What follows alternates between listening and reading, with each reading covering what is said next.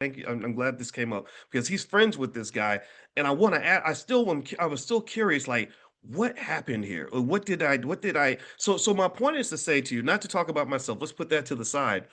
Um, I'm gonna say this, and I want to say it humbly, as humble as I can. I know that I'm not stupid. Okay. I had more education by the age of 25 than most people will have their whole entire life. I was teaching college students when I was 22. So if you want to call someone a smart ass, I probably was a smart ass. And the worst part of being more educated and more intelligent was that I was committed to always doing my best to be as humble as I could be. I never ever believed that I was better than anybody, but I also didn't believe anybody was better than me. So knowing the second part is what allowed me to be courageous in the face of adversity or challenges or bullies. But also the first part of knowing I'm not better than anybody was my way of staying rooted into the ground. I didn't want to become one of those arrogant people. But the problem with that, the downside of that though, was that because I didn't believe that I was better than anyone or more capable than anyone, I assumed that everything that I understood, everybody would get. I would say, like, this is so simple. Why doesn't everybody get it? And literally every now and then somebody would have to say, because Boyce, you're a college professor, and most people are not. And I would say, oh, that's right. I forgot about that. I had to really start doing that.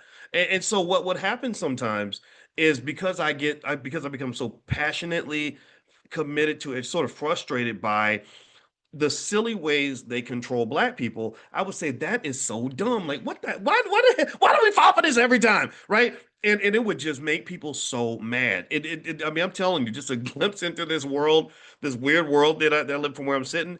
I got banned from what was it? It wasn't Essence, it was Ebony Magazine. Magazine, their senior manager, like said, we will not publish anything from Dr. Boyce Watkins. One of their editors was like, yeah, we got to publish this guy because what he's saying is good. And she was like, we will never publish anything from this man. And I think that it was because in Chicago, I probably upset a lot of the black elites because I challenged their thinking. I said, what you're doing is wrong. It's not working. You got half of your damn city full of black people that are dying in the street. You're not doing nothing about it. But you're sitting up there cozied up with the white man as if everything's okay. And that's not appropriate behavior. There's something's wrong with this, right? So I identify with people like Dr. Claude Anderson who have a message of black empowerment, right? Dr. Anderson, if you read books like Powernomics and Black Labor, White Wealth, Black Labor, White Wealth is a book I highly recommend because when you read that book, you're going to be like, oh, I understand now.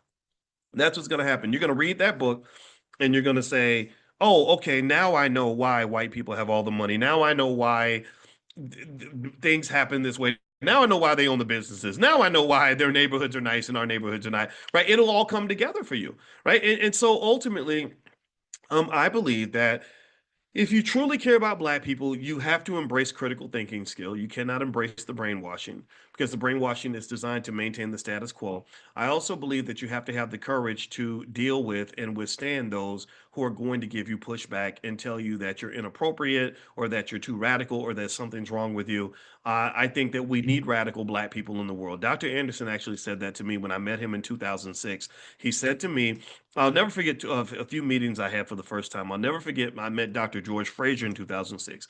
I met actually 2006 was a big year now that I think about it. 2006, I met Dr. George Frazier. I met Dr. Claude Anderson. I met Michael Eric Dyson. I met Julianne Malveaux.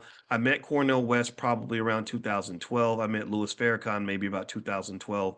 And so these are people that that I learned something from in terms of how they think and getting a perspective. And one thing Dr. Anderson said to me that I'll share with you that I hope will help you is I told him I was back at Syracuse. I was at Syracuse University at the time, and I said, man, you know how they act on your job when you have these new ideas and you're black and they want to label you as radical and that you're a troublemaker.